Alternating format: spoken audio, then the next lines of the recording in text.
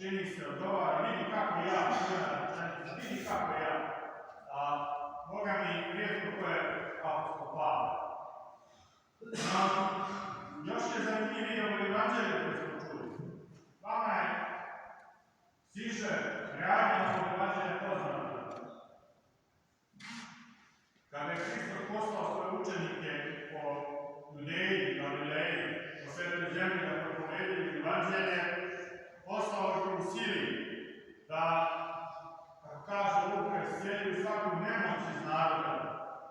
No, desilo se da jedan konkretan slučaj nisu mogli da istijeli, nisu mogli da pomognu, i to je naročit obuzeti dječak. I njegov otac je pristupio Hristu, pristupio kao čovjeku i pitao ga da on istijeli dječaka što je Hristos i učinio. I htjelio svoje momka. A onda su ga nastavno pitali apostoli zašto mi nismo to mogli uraditi. I onda je Hristos im odgovorio da ste vjeri imali po srpnom ruščinom, rekli biste vodi, rekli biste gori da se pomakne i ona bi se pomakla. Ali vam kažem da se ovaj rod demonski izgodi samo postom i molitvom. Naravno, razlog zašto se upravo ovo evanđelje čuli je zato što sutra počinje Gospodinski post, spremamo se 2 sedmice postom i molitvom da dočekamo praznik usnuće i usprenje Presvete Bogorodice i onda je potrebno da se upomenemo kakva je sila posta. Vidite, kad je Hristos poslao svoje apostole, dao im silu, blagodat, Duha Svetoga. I oni su mnogo toga mogli. Ali čovjek se i u božanskoj sili osili isto kao i u čovječanstvu. Pomisli da mu se sve dalo u ruke. Ali to se nije desilo samo tada, dragi moji. Vi znate, to nije neka tajna. Da sam ja, što se tiče stupnja od našeg naroda, naročito su hirive prirode, i da svaki put kada mogu nastojim sa pametnim ljudima da sjednem, koji imaju neku nacionalno neko osjećanje, i da razmislimo može li se ovaj narod, možemo li se pomaći sa velikovice na kojoj se danas nalazimo. Demokratske, političke, moralne, svaki moguće. I sjedu tako pametni Srbi, divni, krasni, najbolji, najpametniji, najumniji profesori univerziteta, generali u penziji, političari, moćni ekonomisti od milijardi, sjedu i jedan kaže, kako da ne, popravit ćemo ekonomiju i kaže, nije problem nikakav, popravit ćemo demografiju, neko kaže, nije sve u redu, vama se čini da politika nema da sve, odlično sve, super, pita, zasta, lično, svoje, i ti se da malo osvježiš i onda dođe, pred nekoga posla dođe, pa nek onda pita šta ćete jesti i onda od svih tih ljudi ostane da ja naučim nešto posla, eventualno neka žena što ima neka tu zapisničarka i ona aktivu, a svi ostali Srbi što treba slušamo u završno pravni nauče srećenje. I mi se pitamo šta je stanje? Onda kad kreneš da analiziraš i vidiš da to nije baš tako nepovezano.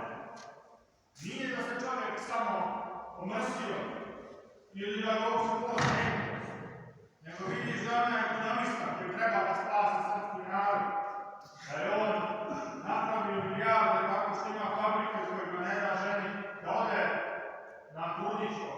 Pa vidiš da taj što priča o demografiji, da ima jedno djete iz 4 braka. Pa onda vidiš da je političar se naknao za svojih 30 godina koliko normalan čovjek ne bi mogao da zaradi da živi 100 života. I vidiš da taj post nije neki detalj koji se desi, nego da sve ono što su oni nama pričali, sva ta briga je obična demagogija.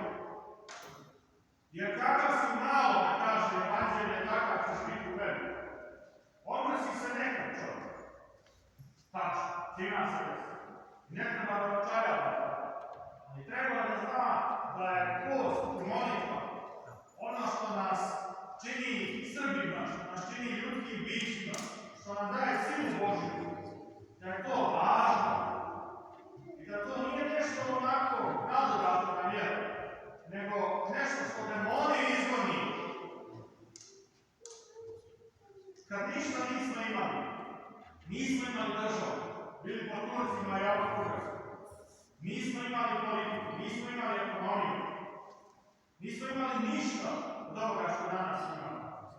A imali smo Boga, imali porodicu, imali post i molitvu. Sve smo ostalo stekli.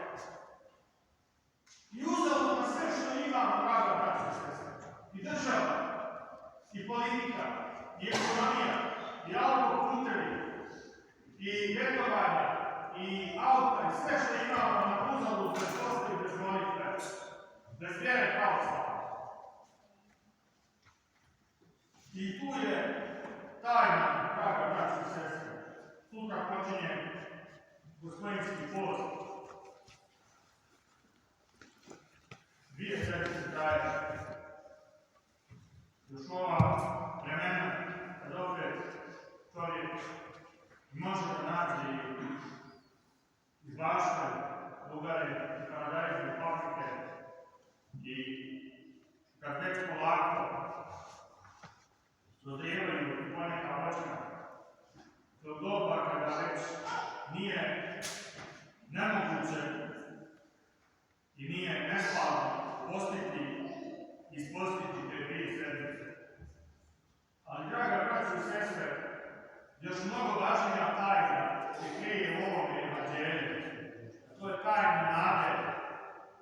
Hristos je rekao da onaj koji vjeruje i gori da kaže da se pomeri se. Sve nevolje naše su kao jedna velika planina, prema kojoj čini se da ne možemo da pomerimo ništa. Ko smo mi da pomerimo Ameriku? Ko smo mi da pomerimo Rusiju, Kinu? Ko smo mi da pomerimo svaku silu koja postoji? I čime to da uradimo? Ali kaže Hristos, dobri čovjek, da onaj koji vjeruje kaže gori da se pomeri se. Zato, draga braća i sestre, da se okrenemo crkvi Božjoj i evanđelju, porodici, da se okrenemo jedni drugima, da se okrenemo postu i molitvi i zaista svaka gora naših nevolja i kada je kažemo razmakni se da svjetlost Božja uđe u naš život, razmaknut će se i svjetlost Božja da nas pohoditi, Hristos opet će pogledati ovaj narod, da nas pogleda i da nas osveti jedini istiniti Bog, Otac, Sin